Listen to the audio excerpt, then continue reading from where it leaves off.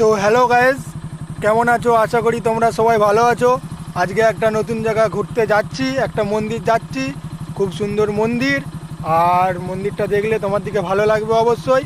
আমি মাঝে সাঝে যাই, এটা আমার ঘরের থেকে কিছুটা দূরে মন্দিরটা আছে, আমি যাই ওখানে, আমাকে ভালো লাগে। ঠিক আছে, ভিডিওটা দেখো, ভালো লাগবে। এই দেখো, আমার হাতে একটা বাইক আছে, কাছে বাইক নিয়ে বেরিয়েছি। আর এটা আমার একটা বন্ধু, ও আমার সাথে আছে। এটা আমার একটা বন্ধু, এটা আমার একটা বন্ধু আছে, দুজনে বেরিয়েছি আজকে। আর যাব এখন, ওই জন্য বলি রাস্তায় একটা ক্লিপ করি একটা, তাই দাঁড়িয়ে পড়লাম। আর দেখো সাইডের পরিবেশগুলো দেখো, চলো যাই, যে দেখা হচ্ছে।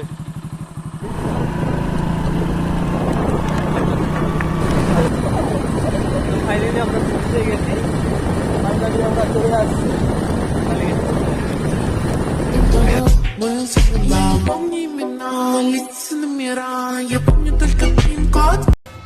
তো গাইজ ফাইনালি যেখানে আসার কথা সেখানে চলে আসছি।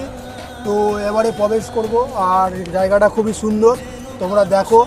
আর যদি আসতে চাও লোকেশনটা অবশ্যই দিয়ে দেবো।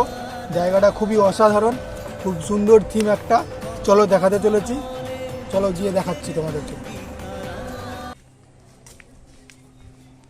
এখানে জুতো খুলে যেতে হবে, জুতো খুলে ভিতরে প্রবেশ করতে হবে।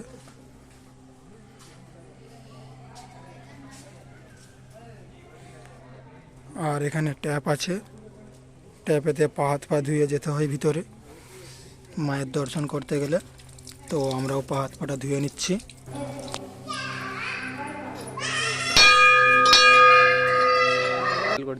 এই যে এখানে বাক্সে 10 টাকা দিয়ে এখানে ধূপ কিনতে পারবেন।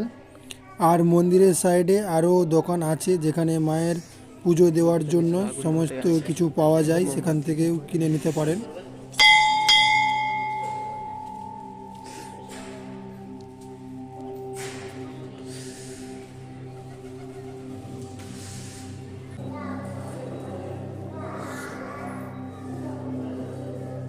এই মায়ের উচ্চতা প্রায় 12 হাত, তাই এখানকার লোকেরা সবাই বলে 12 হাত কালী ঠাকুর বা বড় মার মন্দির।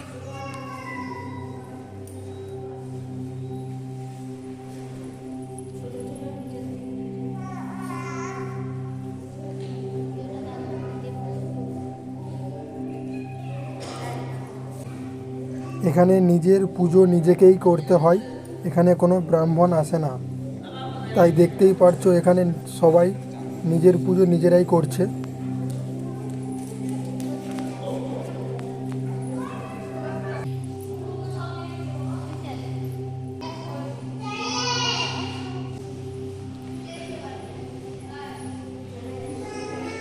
এই মায়ের মন্দিরে আসলে কিছু রুলস ফলো করতে হবে।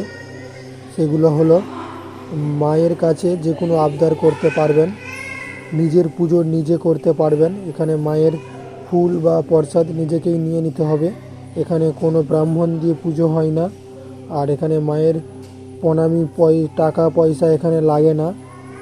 আর এই মায়ের পুজো হয় প্রতি অমাবস্যা সন্ধে 6টার সময় মায়ের পুজো হয়।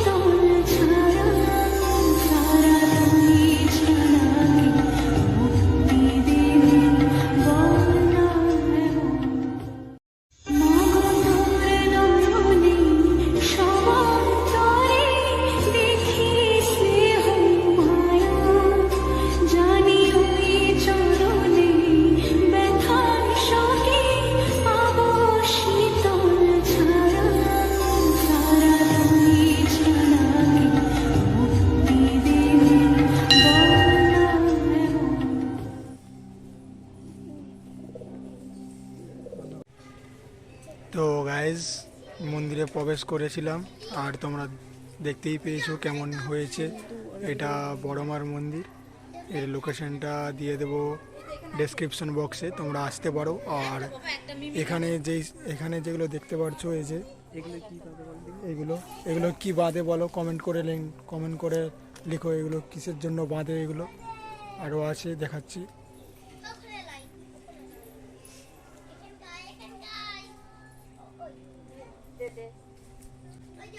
গাছে বাঁধা আছে, এগুলো কিসের জন্য বাঁধে, এগুলো কোনো ঠাকুরের সামনে কোনো মান্যত করলে, কোনো মান্যত করে এখানে এগুলোকে বাঁধতে হয়। তোমরাও আসো, ভালো লাগবে। আর খুবই শান্ত জায়গা, এখানে আসলে মন শান্তি হয়ে যাবে। তো একবার এসে ট্রাই করে দেখতে পারো।